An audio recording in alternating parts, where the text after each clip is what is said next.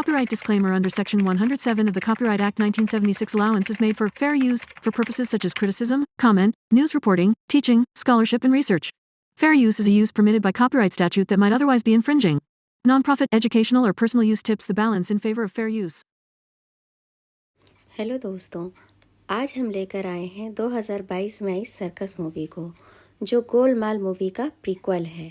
तो बिना किसी देरी के मूवी की शुरुआत करते हैं। तो मूवी की शुरुआत होती है डॉक्टर जमुना दास को दिखाते हुए, जो बाकी के डॉक्टर से डिस्कस कर रहे होते हैं कि सेरेगसी को लेकर, जिससे सभी को बच्चों का सुख मिल सके। अब जबकि ये कहानी 1916 की दिखाई गई है, तो उस समय सेरोगेसी के बारे में सुनकर कोई उस पर उतना भरोसा नहीं करता है। बात ये थी कि डॉक्टर जमुना दास और उनका दोस्त रॉय अनाथ थे और उन्हें किसी ने गोद भी नहीं लिया था, इसलिए वो ऐसा करना चाह रहे थे। दूसरी तरफ रॉय से जमुना दास को पता चलता है कि 2 जुड़वा बच्चों का पैर जो अनाथ आश्रम में था, उन्हें कोई गोद लेने के लिए तैयार हो गया है। ये सुनकर जमुना दास को एक आइडिया आता है कि दोनों बच्चों को अगर बदल दिया जाए तो उनका एक्सपेरिमेंट सफल हो सकता है। लेकिन रॉय को डर लगता है कि जब ये बड़े होकर आपस में मिलेंगे तब क्या होगा। लेकिन जमुना दास रॉय से कहता है कि वो उन पर नज़र रखेगा और ऐसा नहीं होने देगा। उसके बाद पहली जोड़ी को गोद लेने आते हैं मिस्टर एंड मिसेस सिरॉय, जो एक बिजनेसमैन होते हैं, और दूसरी जोड़ी को गोद लेने आते हैं मिस्टर एंड मिसेस चौहान, जो सर्कस चलाते थे। दोनों परिवार अपने अपने बच्चों का नाम रॉय और जॉय रखते हैं, क्योंकि उन्हीं की वजह से उन्हें वो बच्चा मिला था।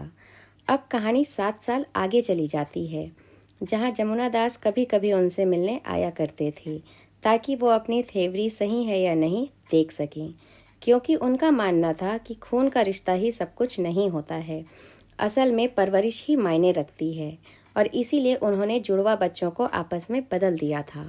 एक दिन सर्कस में अचानक से बिजली की तार गिर जाती है, जिससे रॉय अपने भाई जॉय को बचाने के लिए तार को हाथों से पकड़ लेता है।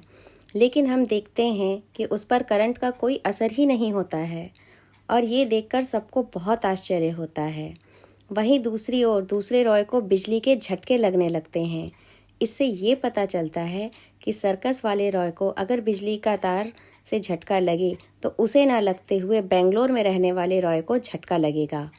फिर दिखाया जाता है कि सर्कस वाले रॉय के माता पिता एक सड़क हादसे में मारे जाते हैं, और इसके बाद रॉय ही बड़ा होकर सर्कस संभालने लगता है। और जबकि उसको बिजली के तारों से झटका नहीं लगता था, तो वो उसी एक्ट को अपने सर्कस का सबसे मेन एक्ट बनाता है, और धीरे धीरे इसी तरह उसका नाम इलेक्ट्रिक मैन बन जाता है, जिससे उसका शो बहुत फेमस हो जाता है। वहीं दूसरी ओर हम देखते हैं कि दूसरा रॉय भी बड़ा हो गया है, लेकिन उसके बिजली के झटकों वाली प्रॉब्लम वैसी ही रहती है। वहीं रॉय देखता है कि 2 लोग उसका पीछा कर रहे होते हैं, लेकिन जब भी वो उन लोगों के पास जाने लगता है तो वो भाग जाते हैं। इधर जमुना दास सर्कस वाले रॉय से मिलने आता है और कहता है कि तुम्हारी शादी को तो 5 साल हो गए हैं, तो अब तो तुम अनाथ आश्रम से आकर एक बच्चा गोद ले लो।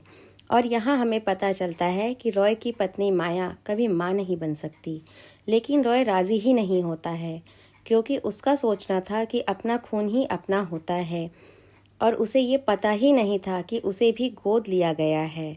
इसके बाद हम बेंगलोर वाले रॉय को देखते हैं।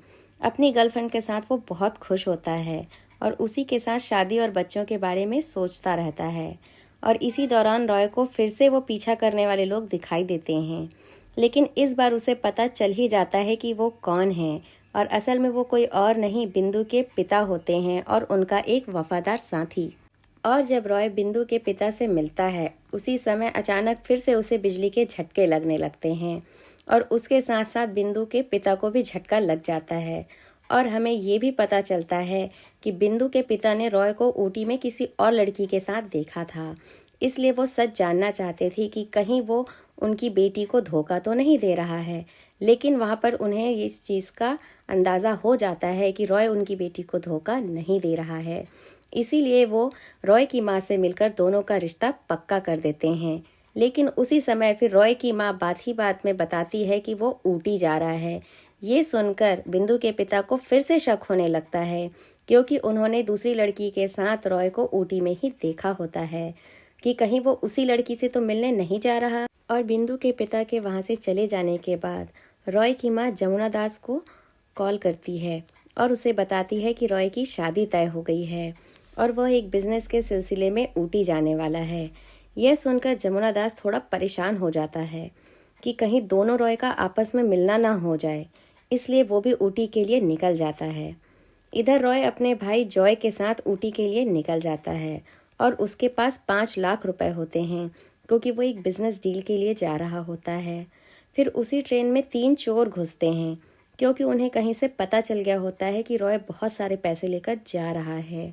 और रात को जब ट्रेन में सब सो जाते हैं तो एक चोर जिसका नाम मोमो होता है पैसे चुराने रॉय के पास जाता है, लेकिन उसी समय रॉय को बिजली के झटके लगने लगते हैं और मोमो भी उस झटके की चपेट में आ जाता है, जिससे वो चोरी का ख्याल छोड़कर भाग खड़ा होता है। फिर रॉय ऊटी पहुंच जाता है और उसको एक पुलिस वाला मिलता है जो उनसे ऐसे बात करता है जैसे वो उनको हमेशा से जानता हो। ये देखकर रॉय और जॉय को कुछ समझ में ही नहीं आता है। फिर वो एक होटल में जाते हैं जहाँ होटल का मालिक डाकू बघीरा होता है और वो उनसे मिलता है और फिर उन्हें ये बताता है कि पहले वो एक डाकू होता था, लेकिन फिर वो सुधर कर होटल का मालिक बन गया है। इधर सर्कस वाले रॉय और उसकी वाइफ माला के बीच झगड़ा होता है। माला बहुत गुस्सा होती है तो रॉय सोचता है कि वो उसे नेकलेस देकर खुश कर देगा। फिर रॉय नेकलेस लेने सुनार के पास जाता है और ऑर्डर देकर वापस आ जाता है। दूसरी तरफ दूसरे रॉय से सब अभी भी वैसे ही बात कर रहे होते हैं जैसे वो सब उसे जानते हों। उसके बाद सर्कस वाला रॉय एक क्लब में जाता है, वहाँ खूब नाच गाना करता है और वहाँ से चला आता है। फिर वहीं दूसरा रॉय भी उसी क्लब में जाता है तो बाकी के लोग उसके डांस की बहुत तारीफ करने लगते हैं। उसे फिर से कुछ समझ ही नहीं आ रहा होता है। इसके बाद सर्कस वाले रॉय की मौसी वहाँ आ जाती है और दूसरे रॉय और जॉय को लेकर घर चली जाती है। रॉय ये सोचने लगता है कि ये सब बस उसका पैसा चुराने के लिए ऐसा कर रहे हैं, इसीलिए वो भी भागने का सोचता है। लेकिन वो जो चोर ट्रेन में आया था मोमो, वो फिर से अपने आदमी लेकर वहाँ आ जाता है और इसी समय रॉय को फिर से झटके आने लगते हैं और मोमो फिर से लपेटे में आ जाता है। पता नहीं इस मोमो की किस्मत खराब है कि क्या। खैर वो फिर से भाग जाता है। इधर चाची पूरे घर को सब तरफ से बंद करके लाइट्स बंद कर देती है ताकि चोर ना आ पाए। इधर सर्कस वाला रॉय अपने घर आता है तो ये देखता है कि घर में ताला लगा हुआ है और लाइट्स भी बंद है। तो वो सोचने लगता है कि हो सकता है माला ने गुस्से में ऐसा किया होगा। और उसी समय बिंदु के पिता सर्कस वाले रॉय के पास आ जाते हैं और उससे बहस करने लगते हैं कि उसने उनकी बेटी को धोखा दिया है। बात बहुत बढ़ जाती है तो रॉय उन्हें मारकर वहाँ से भगाता है। इधर मोमो अपने बॉस के पास आकर जो हुआ बताने लगता है। फिर उसका बॉस बदला लेने का सोचने लगता है। इसके बाद बिंदु के पिता भी डाकू बघीरा के होटल में रहने जाते हैं और वहाँ पर सर्कस वाला रॉय और जॉय वो भी रुकने चले जाते हैं। अब मुझे तो ये नहीं समझ में आ रहा है कि पूरे शहर में क्या वो एक ही होटल है। खैर क्या ही कर सकते हैं। दूसरी तरफ दूसरा रॉय मौका देखकर घर से भाग जाता है तो उसी समय वो सुनार उन्हें मिलता है और हार उन्हें ही देकर चला जाता है। अब इधर सर्कस वाले रॉय और मोमो के बॉस जिनका नाम पॉल्सन दादा होता है, इनके बीच बहस शुरू हो जाती है और रॉय उन्हें भी बहुत खतरनाक बिजली के झटके देता है। उसके बाद वो नेकलेस लेने जाता है तो सुनार उनसे कहता है कि उसने तो पहले ही हार उन्हें दे दिया है। इसके बाद रॉय सर्कस में परफॉर्म करने के लिए तैयार हो रहा होता है। तभी वहाँ पर बिंदु के पिता बिंदु को लेकर आ जाते हैं और उसे दूसरा रॉय समझकर बहुत झगड़ा करने लगते हैं। अब यहाँ सबको लगता है कि माला के मां न बन पाने के कारण रॉय ने बिंदु को फंसाया है। दूसरी तरफ रॉय जिसके पास नेकलेस था वो पुलिस को नेकलेस देने के लिए जाने लगता है तो भी रास्ते में उसे एक अपना ही बहुत बड़ा पोस्टर दिखाई देता है जिसे देखकर वो हैरान हो जाता है। फिर वो उस सर्कस के अंदर जाता है जहाँ उसे सब कुछ सच पता चल जाता है और अब उसके साथ साथ बाकी सबके भी जितने डाउट्स थे सब क्लियर हो जाते हैं। उसके बाद वहाँ जमुना दास भी पहुँच जाता है और उसने जो किया वो बताने लगता है। ये सब सुनकर सर्कस वाला रॉय जमुना दास पर बहुत गुस्सा करता है कि उसकी वजह से ही 2 भाइयों को अलग रहना पड़ा। तब जमुना दास कहता है कि वो सबको यही समझाना चाहता था कि खून के रिश्ते से ज़्यादा परवरिश के मायने होते हैं, क्योंकि तुम लोग अलग अलग पाले गए फिर भी दोनों कितने काबिल बन चुके हो। इससे अनाथों को लेकर लोगों की सोच बदल सकती है। ये सब सुनने के बाद सर्कस वाला रॉय और माला अनाथ आश्रम से एक बच्चा गोद ले लेते हैं, क्योंकि अब सबको जमुना दास की बात समझ में आ गई होती है। इसके बाद हम देखते हैं कि अनाथ आश्रम के बाहर कुछ बच्चे होते हैं जो वहाँ जगह चाहते थे। फिर जॉय उनसे उनका नाम पूछते हैं और तब वो अपना नाम गोपाल, माधव, लक्ष्मण, लक्की और लक्ष्मण बताते हैं। फिर वो जमुना दास आश्रम के अंदर रहने चले जाते हैं, जहां हमें गोलमाल मूवी कैसे शुरू हुई ये बताते हुए ये मूवी यहीं पर ख़त्म हो जाती है।